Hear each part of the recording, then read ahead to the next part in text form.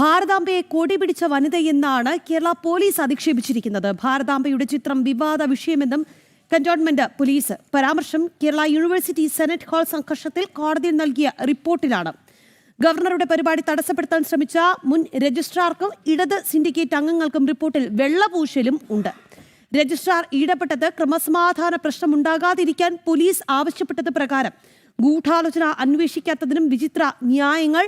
ജനം ബ്രേക്കിംഗ് വാർത്തയുടെ വിശദാംശങ്ങൾ തിരുവനന്തപുരത്ത് നിന്ന് ശാലിനി നൽകും. ശാലിനി, ഗവർണർ പറയുന്നത് ചിലർക്ക് ഭാരതാംബയോട് വല്ലാത്തൊരു അരിശമാണ്. അക്കാര്യം ഗവർണർ ചൂണ്ടിക്കാട്ടുമ്പോൾ ഇവിടെ കേരള പോലീസ് പറയുന്ന ചില വാദങ്ങൾ ആർക്കും അത്ര ദഹിക്കുന്ന കാര്യമല്ല എന്നുള്ളതാണ്. ഭാരതാംബയെ കൊടി പിടിച്ച വനിതയെന്നാണ് കേരള പോലീസ് അധിക്ഷേപിച്ചിരിക്കുന്നത്. ആദ്യം അതിനെക്കുറിച്ച് പറയാം ശാലിനി.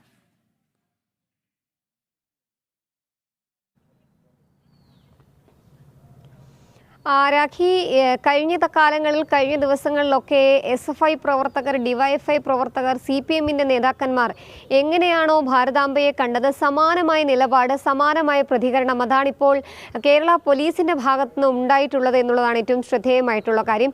കൊടി പിടിച്ച വനിതയാണ് ഭാരതാംബ എന്നുള്ള രീതിയിലൊരു പരാമർശമാണ് ഇപ്പോൾ പോലീസിന്റെ ഭാഗത്ത് നിന്നും തിരുവനന്തപുരത്തെ കന്റോൺമെന്റ് പോലീസിന്റെ ഭാഗത്തു നിന്നും ഉണ്ടായിട്ടുള്ളത്. നമുക്കറിയാം, കഴിഞ്ഞ കാലങ്ങളിലും കഴിഞ്ഞ കുറച്ച് മാസങ്ങൾക്ക് മുൻപ് കേരള സർവകലാശാലയുടെ ആസ്ഥാനത്ത് നടന്നിട്ടുള്ള ചില സംഭവ വികാസങ്ങൾ, ഭാരതാംബയുടെ ചിത്രം വെച്ചതുമായി ബന്ധപ്പെട്ട് അവിടെ നടന്നൊരു പുസ്തക പ്രകാശന ചടങ്ങിൽ, അടിയന്തരാവസ്ഥയുടെ ബന്ധപ്പെട്ട ഒരു പുസ്തക പ്രകാശന ചടങ്ങിൽ ഭാരതാംബയുടെ ചിത്രം വെക്കുകയും ഗവർണർ രാജേന്ദ്ര വിശ്വനാഥ് ഹർലേക്കർ ആ പരിപാടിയിൽ പങ്കെടുക്കാൻ എത്തുന്നതിന് മുൻപ് ആ ചിത്രം അവിടെ നിന്ന് നീക്കണമെന്നത് ആവശ്യപ്പെട്ടുകൊണ്ട് രജിസ്ട്രാറുടെ ഭാഗത്തുനിന്ന് ചില ഇടപെടൽ നടത്തിയിരുന്നു. സിൻഡിക്കേറ്റ് അംഗങ്ങൾ, ഇടത് സിൻഡിക്കേറ്റ് അംഗങ്ങൾ അടക്കമുള്ളവർ ആ ഇടപെടലിന് കൂട്ടുനിൽക്കുകയും വേദിയിലെത്തി സുരക്ഷാ ക്രമീകരണങ്ങൾ അടക്കം പൂർത്തീകരിച്ച വേദിയിലെത്തി രജിസ്ട്രാർ ചില ഇടപെടൽ നടത്തി.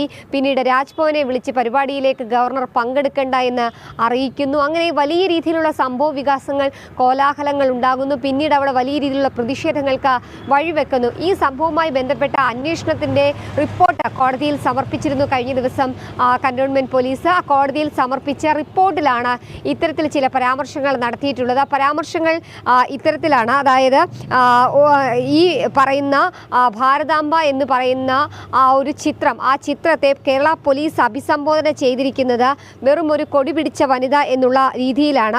ഒരു കൊടി പിടിച്ച വനിതയെ മാത്രമാണ് ആ ചിത്രം. ഭാരതാംബയെ അധിക്ഷേപിച്ചുകൊണ്ട് കേരള പോലീസിൻ്റെ ഒരു വാചകം അങ്ങനെയാണ്.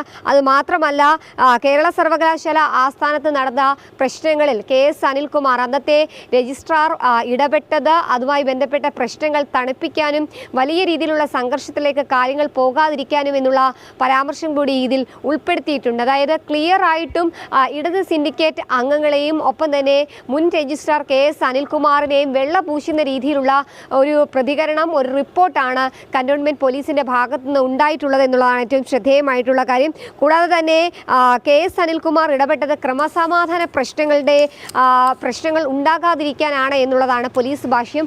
അങ്ങനെയെങ്കിൽ പിന്നീട് എന്തിനാണ് അവിടെ പോലീസ് നിന്നത് എന്നൊരു ചോദ്യം കൂടി ഈ ഘട്ടത്തിൽ ഉയരുകയും ചെയ്യുന്നുണ്ട്. നമുക്കറിയാം, അന്ന് വലിയ രീതിയിലുള്ള സംഘർഷത്തിലേക്ക് കാര്യങ്ങൾ പോയിരുന്നു. ഈ പരിപാടി നടന്ന ഹോളിന് പുറത്തുമൊക്കെ വലിയ രീതിയിലുള്ള ഉന്തും തള്ളും ബഹളവും അസഭ്യവർഷങ്ങൾ അടക്കം നടന്നൊരു സാഹചര്യം കൂടിയുണ്ട്.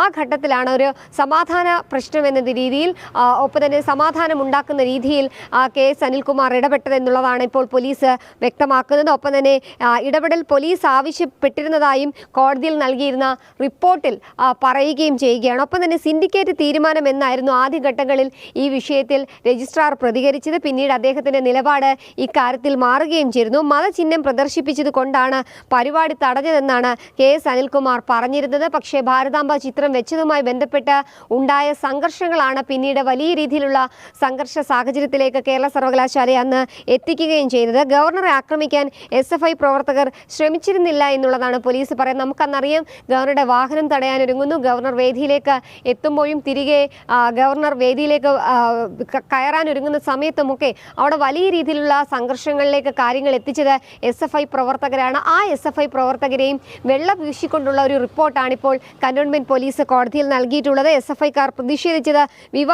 വിവാദ ചിത്രത്തിനെതിരായിട്ടുള്ള നിലപാട് മാത്രം എന്നുള്ളതാണ് പോലീസ് ഈ ഘട്ടത്തിൽ പറയുന്നത്. തടസ്സങ്ങളില്ലാതെ ഗവർണർ പരിപാടിയിൽ പങ്കെടുത്തു. കൂടാതെ തന്നെ രജിസ്ട്രാറും ഇടത് സിൻഡിക്കേറ്റ് അംഗങ്ങളും പ്രതിഷേധങ്ങൾക്ക് ഉത്തരവാദികളല്ല എന്നുള്ളൊരു ക്ലീൻ ചിറ്റ് നൽകിക്കൊണ്ടുള്ള ഒരു റിപ്പോർട്ടാണ് കന്റോൺമെന്റ് പോലീസ് ഇപ്പോൾ കോടതിയിൽ സമർപ്പിച്ചിട്ടുള്ളത്. ഒപ്പം തന്നെ രജിസ്ട്രാറും ഇടത് സിൻഡിക്കേറ്റ് അംഗങ്ങളും പരിപാടി തടസ്സപ്പെടാൻ ഒരു ഘട്ടത്തിലും ശ്രമിച്ചിരുന്നില്ല. ഇടപെടൽ സമാധാന അന്തരീക്ഷം ഉണ്ടാക്കാനാണ് എന്നുള്ളതാണ് പോലീസ് ഭാഷ്യം പറയുന്നത്. ഒപ്പം തന്നെ അന്വേഷണം നടത്തിയില്ലെന്ന ഹർജിയിലാണ് വെള്ളപൂശലുമായി ഇപ്പോൾ പോലീസ് റിപ്പോർട്ട് നൽകിയിട്ടുള്ളത്. എന്തായാലും നമുക്ക് സമാധാന പാലനത്തിന് ഇനി രജിസ്ട്രാറിനെ നിയോഗിക്കാം അല്ലേ, എന്നിട്ട് പോലീസിനെ വിശ്രമിക്കാം. അതാണ് നമ്മുടെ സംസ്ഥാനത്തിന്റെ അവസ്ഥ.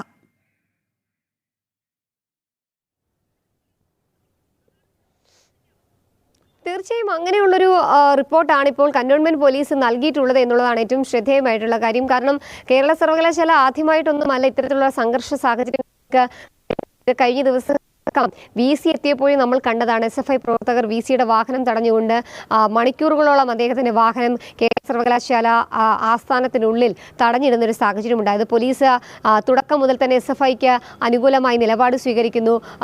പ്രവർത്തകരെ അറസ്റ്റ് ചെയ്ത് നീക്കാനോ അല്ലെങ്കിൽ സുഗമമായ യാത്ര VCക്ക് ഒരുക്കാനോ ഒന്നും തന്നെ പോലീസ് തയ്യാറായിരുന്നില്ല. മുൻ VC അടക്കമുള്ളവർ അവിടെ എത്തുമ്പോഴും ഇത്തരത്തിലുള്ള പ്രശ്നങ്ങൾ ഉണ്ടായിട്ടുണ്ട്. ചാൻസലർ കൂടിയായ ഗവർണർ അവിടെ എത്തിയപ്പോഴും സമാനമായ പ്രശ്നങ്ങളുണ്ടായി.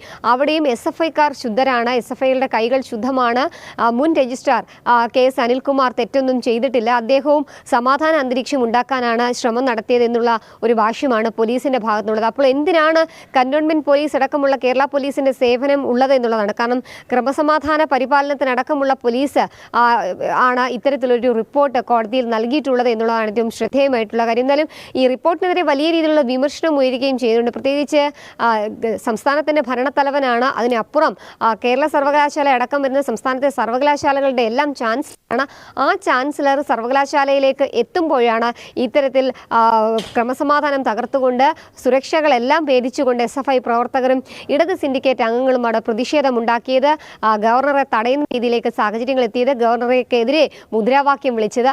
ആ മുദ്രാവാക്യങ്ങൾ ഒന്നും തന്നെ പോലീസ് കേട്ടിട്ടില്ല എന്നുള്ളതാണ് നമുക്ക് ഇതിൽ നിന്ന് മനസ്സിലാക്കാൻ സാധിക്കുന്നത്. ഒപ്പം തന്നെ SFIക്കാർ ചെയ്തത് ക്രമസമാധാന പാലനത്തിന്റെ ഭാഗമാണ്, സുരക്ഷയുടെ ഭാഗമായിട്ടുള്ള പ്രതിഷേധമാണ് എന്നുള്ള രീതിയിൽ ഒരു കൈകഴുകൽ വെള്ളപൂശൽ നടപടിയാണ് ഇപ്പോൾ പോലീസിന്റെ ഭാഗത്തു നിന്നുണ്ടായത്. എന്തായാലും ഭരിക്കുന്ന പാർട്ടിയുടെ കുട്ടി സഖാക്കന്മാരെ തൊട്ടാൽ വിവരമറിയുമെന്നുള്ള ഭയമാണോ ഈ ഒരു റിപ്പോർട്ടിന് പിന്നിൽ എന്നുള്ള ഒരു ചോദ്യം കൂടി ഈ ഘട്ടത്തിൽ ഉയരുകയും ചെയ്യുന്നുണ്ട്. എന്തായാലും കടുത്ത വിമർശനമാണ് പോലീസിന്റെ ഈ ക്ലീൻ ചിറ്റ് SFI പ്രവർത്തകർക്കും ഒപ്പം തന്നെ ഇടത് സിൻഡിക്കേറ്റ് അംഗങ്ങൾക്കും KS അനിൽകുമാറിനും ക്ലീൻ ചിറ്റ് നൽകിക്കൊണ്ടുള്ള ഈ റിപ്പോർട്ടിനെതിരെ ഉയരുകയും ചെയ്യുന്നത്. രാഖി. ശാലിനി, എന്തായാലും നമ്മുടെ മുഖ്യമന്ത്രി പിണറായി വിജയന് കീഴിലുള്ള ആഭ്യന്തര വകുപ്പാണ്. അപ്പോൾ ഇതിലൊന്നും വലിയ അതിശയോക്തി ഇല്ല എന്നുള്ളതാണ്. ശാലിനിയാണ് വാർത്തയുടെ വിശദാംശങ്ങൾ നൽകിയത്.